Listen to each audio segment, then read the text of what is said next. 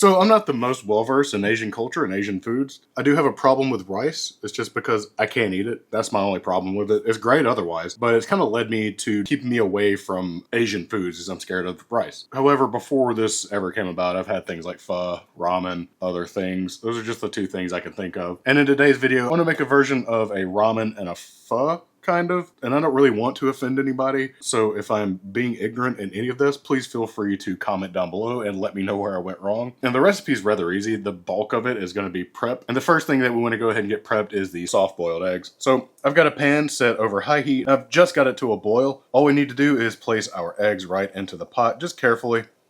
I'm going to cover this with a lid, reduce the heat to about medium-high, and set a 7-minute timer. While it's going, we should go ahead and get our ice bath ready. Just set that to the side and we'll let this finish. All right, our 7 minutes are up. Go ahead and get these out. Put those into that little ice bath that you made a few seconds ago.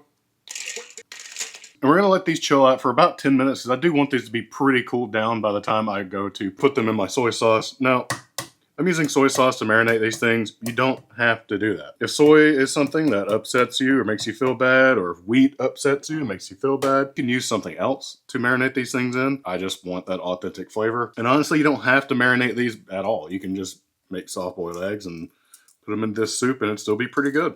And since I'm doing something that's quite inauthentic, I want it to taste as good as possible. And I'm not even sure what actually these are completely marinated in, and probably more than just soy sauce. I think soy sauce is a good place for me to hit that craving that I want out of this recipe.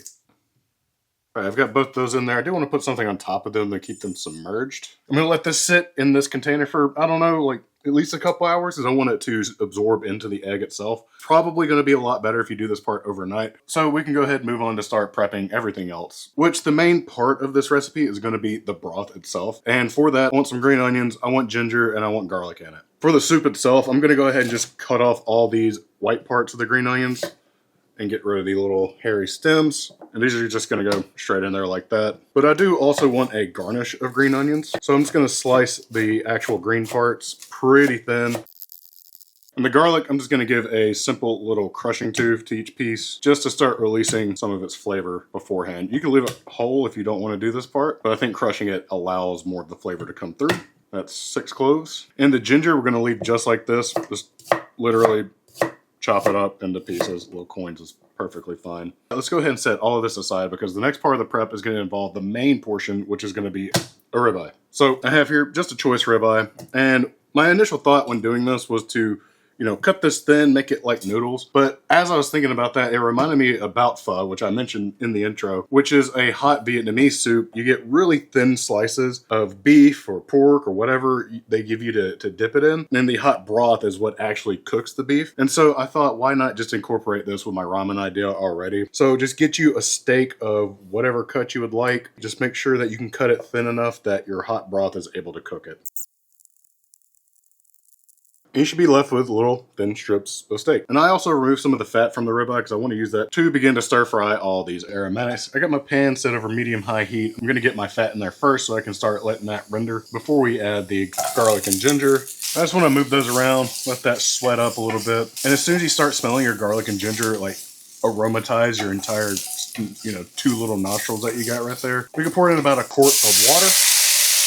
Add in your green onion whites. And I'm going to add in about a big tablespoon of beef base. If you have beef broth or beef stock that you like to use already, go ahead and use that as your water instead of this. And all we're doing right now is bringing this to a boil, and as soon as it is, you can bring it to a simmer and let that just go for about 10 minutes, just so we can let all these flavors impart into this broth. Oh, and I also want to add just about a teaspoon of my soy sauce to this, because once it's ready to go, all we gotta do is strain it and we can plate it up. So I have a bowl. I've got some of my beef in the middle of the bowl. I'm gonna start taking ladlefuls of this hot broth, pouring it right over the top.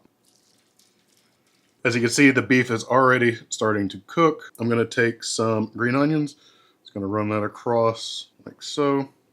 Then we're gonna take my soy marinated egg, put it on there just like that. And there we go. Now, honestly, this doesn't take too long. If you wanna go ahead and do like the eggs and the steak the night before, I've already got half of it done. I have a feeling it's gonna hit a craving that I've been wanting for a little bit.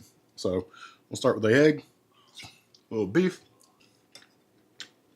The way that the broth cooks the beef, it's just like barely cooked through. It's really tender. You get a lot of beefiness through it, but you also get a lot of the ginger coming through, a lot of the garlic coming through. It just all works so well together. And the soy marinated soft boiled egg, that's almost always the best part of it.